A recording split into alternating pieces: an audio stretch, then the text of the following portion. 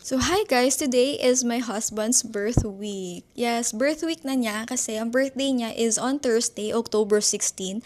And today, it's just October 13, Monday. Ngayon namin siya celebrate dahil ngayon lang yung leave niya from Monday to Tuesday. Tapos, sa mismong araw ng birthday niya is may work siya. So, hindi namin celebrate the entire day yung birthday niya.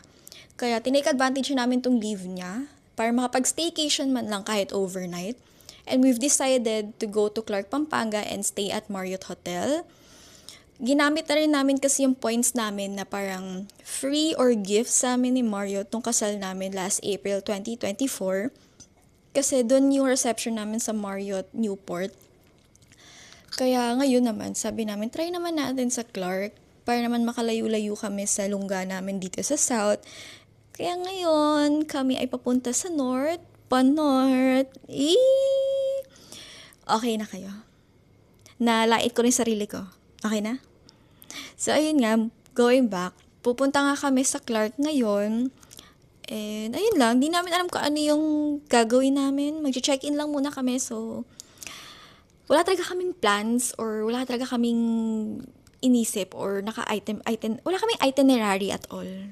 Kala mo naman punta ibang bansa, kailangan itinerary, pero wala.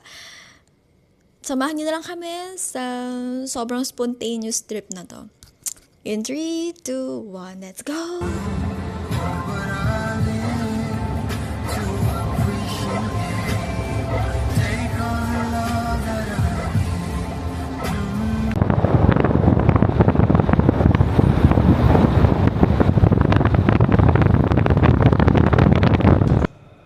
Hi, so we arrived here at Marriott Clark. 1 hour travel time from Cavite. Huwag kayong maniwala. Yung 9 a.m. namin alis, naging oras na. Uy, ba't hindi tayo maandar? Sorry po. Oh no!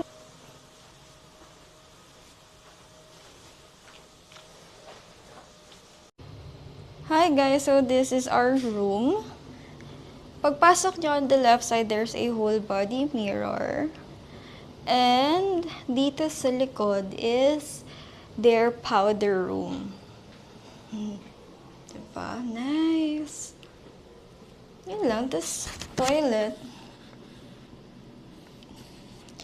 Actually, hindi talaga to dapat yung room namin. Pero upon check-in, sabi, in-upgrade daw nila yung room namin. And dapat talaga, wala kaming breakfast. Nagkaroon tuloy kami ng breakfast tomorrow. Sobrang swerte. Then, pagpasok, yan, may parang living area. So, hindi ko in-expect na ganito yung nabook naming room. Kasi yung nasa photo is maliit lang. Pero, I love it. Ayan o, ganda. Diba? And here's their mini bar. So, ang perks namin is meron kaming free na 1 round of their mini bar items. Ganda. And here's the bedroom. So, ayan na yung dalawa. Ayan na yung mag-ama. Naubo pa yung baby namin. Ayan, so it has TV din. So, ito, malaki na rin yung bed. Pero nag-request ako kasi pwede ka pala mag-request ng crib dahil may available naman sila. Ganda. Tapos, dito yung bathroom. Okay, so enter na tayo dito sa ating bathroom. Pagpasok mo, sobrang laki. Parang pwede siyang maging bedroom din. Ganon. So, here sa left side is the bathtub. Wow. And here's the sink.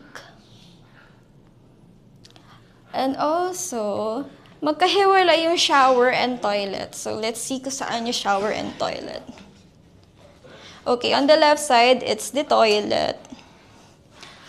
And on the right side is the shower. Sobrang sulit! Oh my gosh, I love it. Diba? Magkano lang?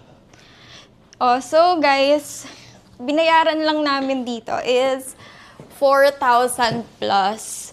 Tapos ganito nakalaki. Pang ano na to eh, 40k sa Marriott, no? 50. Oo. Pero alam niyo, sobrang sulit. And makakapagpahinga talaga. Ayun lang. So, mag-settle down muna kami. Then, I'll get back to you guys. So, this is the view from our room. Diyan lang din yung lobby nitong Marriott. And on the right side, you can see their pool area. So, sobrang na-shock talaga kami kasi hindi naman ito yung ina-expect namin. Pero sobrang ganda. I mean, mas maganda pa yung room namin dito kasi yung kasal namin.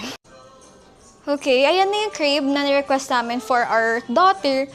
So, diba, hassle-free siya para sa aming family. Like us, we're just family of 3.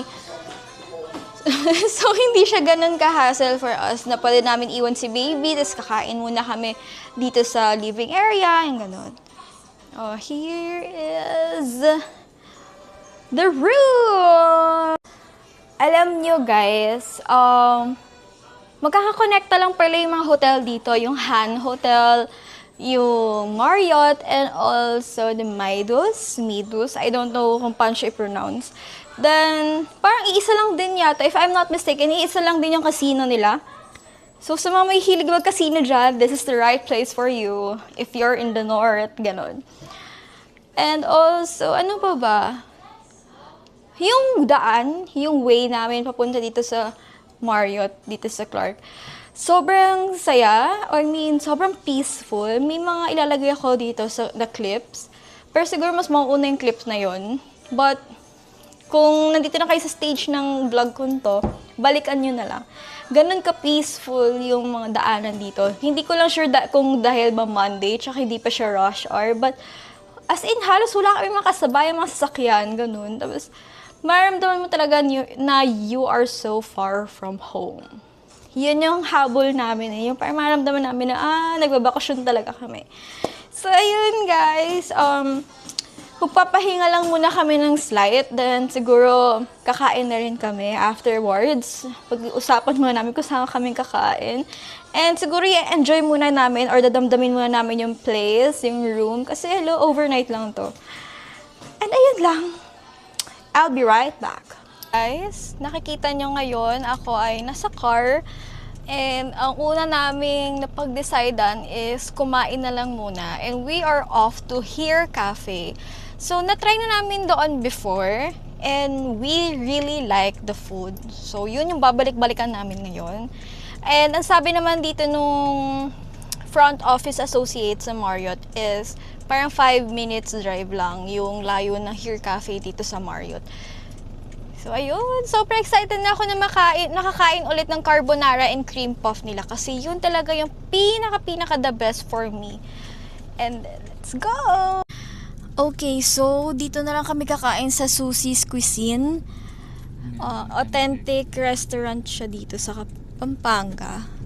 Kesa mag-Here Cafe kami na lagi naman kaming nagka-cafe sa Manila or sa South. So, itatry na lang namin dito. And parang ano naman siya medyo sikat naman to. Parang naririnig-rinig ko na rin tong restaurant na to. Pero this will be my first time to eat here. At feeling ko, ang i-order ko dito is sisig. Kasi favorite ko ang sisig. At ang Pampanga daw ay kilala sa best sisig ever. Let's try!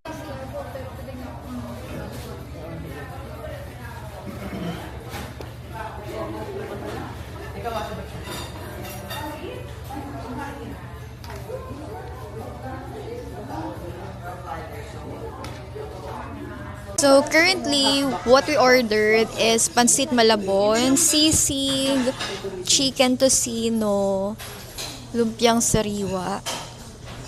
Kami nag-end up, hindi na kami nag-Here Cafe kasi ang hinahanap ng mga kasamahan namin ay totoong lutong bahay. Dahil most of the time nga naman sa South is puro na lang kami cafe, ganyan. So, para maiba naman, lutong bahay naman. Tsaka hinahanap talaga namin yung mga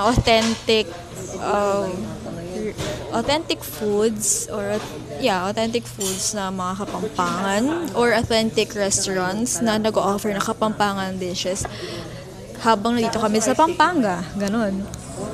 Ang dami pa ng kwento. So, mamaya ako nang i-explain. Mamaya na ako mag-update. Dahil lumilipad na yung isip ko sa gutom. Hindi ko na alam yung mga pagsasabi ko. Bye! Okay, so ito yung small na pansit palabok na para siyang big size na rin. Sobrang laki naman ito for small. Solo, tapos ito na yung susunod. Okay. So, may solo pa pala. Tapos, ito yung small. Pero, ang laki pa rin niya.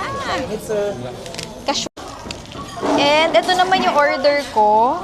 Yung sisig nila. Kasi, bestseller nga ng Pampanga ang sisig. So, let's try if talaga bang kakaiba ang sisig nila dito. Okay. So, masarap daw yung kutsinta. Hindi na daw kailangan ng yema at nyog. Ayoko, hindi ako nag-nyog. Hindi ako may sa nyog. So, let's see. Ito po yung kutsinta. Lang naman niya. Sarap. Ayoko nga, no? Sarap. Hindi mo na po kailangan ng nyog. Or yung yema. Or yung kung anong man yung pinapahid nyo sa kutsinta. Ito mismo, okay na siya. Good. So, ito yung order ng asawa ko, kakaiba, bagong-bago. Chicken tocino. Ay, chicken ba yun o pork? Chicken tocino. Kasi hindi po siya nakakain ng chicken tocino sa bahay eh. Tapos 2 bottled water na room temp. Yup. Hindi mo sali ako. Okay, ito na yung sisig. Let's try. Sarap. Sarap din yung sisig nila. Parang kapaling na din yung pating ano nila yung Parang babalik tayo dito, Mars. Sarap. Sarap. Sulit yung mga in-order. Sasarap yung mga in-order natin. From kakanin to, food talaga. Tocino. chicken. Parang matamis, ha? Tama na. Hmm. Tama na. Chicharon. Walang tapon sa pagkain nila dito. Sarap lahat. Amazing. Sarap ng sisig, Gagi. Kaya nga. It's 10 out of 10. Oh. 10 out of 10 Parang ito for yung us. babalikan. Hindi yung year ka. Hoy, baka mabash ako. Huwag kang Okay, we're done eating and sobrang solid, sobrang sulit, sobrang sarap. And now, ang ganap namin is naglilista naman kami ng mga foods for takeout. Dahil nga sobrang nasarapan kami sa foods nila dito. Okay, yung cousin ko is magte-take home din siya ng food. Yung lola ko din, magte-take home din siya. And also kami, magte-take home din kami. Pero may food kami sa hotel kasi ang mahal ng food sa hotel. And then, after this, uuwi na yata sila. Day trip lang sila. Kami ang may iwan dito. Pero uwi rin naman kami bukas.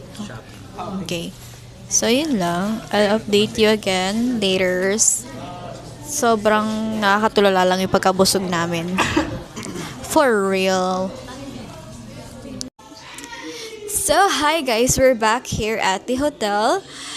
After eating dinner and after namin mamasyal ng slight around the area. Sorry sa noise. Yung mag-ama ko talaga. Ay, naku. Kaya hindi ako makapag-vlog ng maayos. But, okay. So, kanina, I was sharing with you guys na dapat sa Here Cafe kami kakain. Pero kasi sumunod yung grandmother ko and cousin ko. Nag-day trip lang sila. Then, sabi ko, mag-Here Cafe na lang tayo. Pero hindi nila bet dahil they're looking for lutong bahay or full meal talaga. Tapos sabi, puro cafe naman daw kami sa South. So, let's try naman daw dito na yung mga authentic foods nila. Then, coincidence, tawid lang ni Here Cafe, si Susie Cuisine. Authentic Kapampangan dish. And kung makikita niyo sa background ko, nag-reflect yung asawa ko na naka-boxers. So, ayun lang guys. Then, di ko alam kung makakapag-bathtub pa ba ako. May energy pa ba ako mag-bathtub or what. Pero, mag-freshen up muna ako. So, bye! So guys, I've decided na i-end na tong vlog na to and tomorrow na lang ulit bago ako mag-freshen up. Kasi napag-decided ko na magbabathtub na lang ako. So medyo matatagalan. Baka afternoon makatulog na ako. And hindi na makapag-update. So I'll just end this vlog. And I hope na mapanood nyo to at umabot kayo dito sa point na to. I mean sa part na to. Sana nag-enjoy kayo. And I'm trying my best na magkaroon ng relatable vlog or like entertaining vlog. I'm just still practicing pero yeah, I'm just doing my best. And ayun lang, good night guys and see you again on my next vlogs. Bye!